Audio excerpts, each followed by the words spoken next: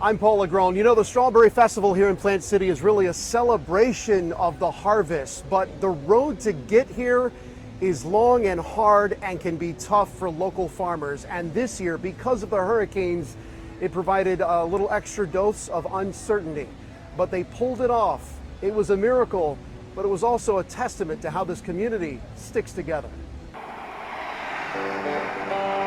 Right off Highway 92 between Dover and Plant City sits one of the original strawberry fields.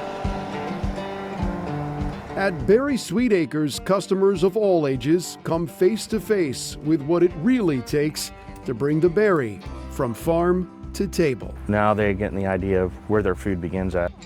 Matt Parke is a fourth-generation farmer from the famous Parkesdale family.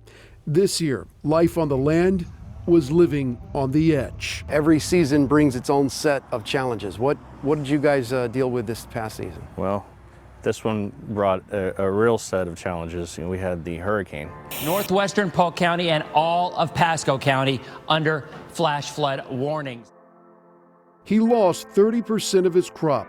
Hurricane Milton hit right in the prime of planting season. The first morning, right after the hurricane had passed, and we came out, and this field was underwater all the way up to the highway. 22 inches of rain fell in 24 hours. Was there a moment where you thought, am I going to be able to plant this year? Did you think that was possible? Oh yeah, we thought it was the apocalypse for our farm. Wow.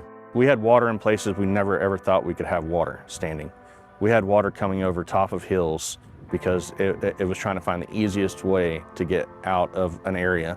And you know, literally I seen waterfalls coming over hills in some of my fields, and I was just like, how's that even possible? You didn't know what to do. You're like, we can't call it quits. We're too much invested, so we can't just like sit this year out. We had to pull it together. It sounds like it was a lot of work up front to get to the point that you are here today to have this harvest. It was just a lot of blood, sweat, and tears. Blood, sweat, and tears that paid off in the ground.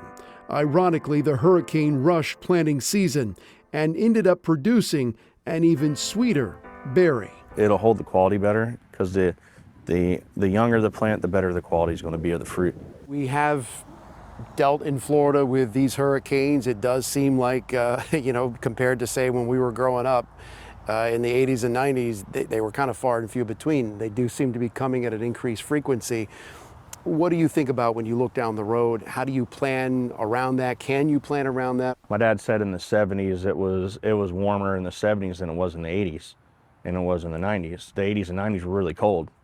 And he said, he's like, you can just see the weather change. He said, from the time they moved here in '56, he said it's constantly changing. Sometimes, some decades will be warmer, some decades will be colder, and some decades bring more hurricanes, some don't.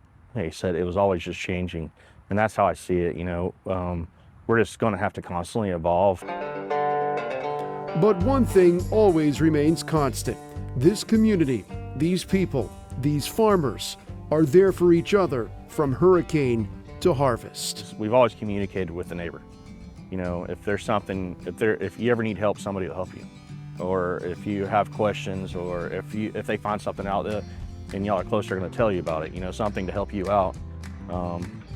In the Florida strawberry community, that's unique because in other regions that grow strawberries in the United States, it's different. It's a big corporate area, and people are not there to help you. They're there just to keep them moving forward, and if they can put you behind, that's better for them, right? Here, we're not like that. That Plant City community looking out for each other. Always tight.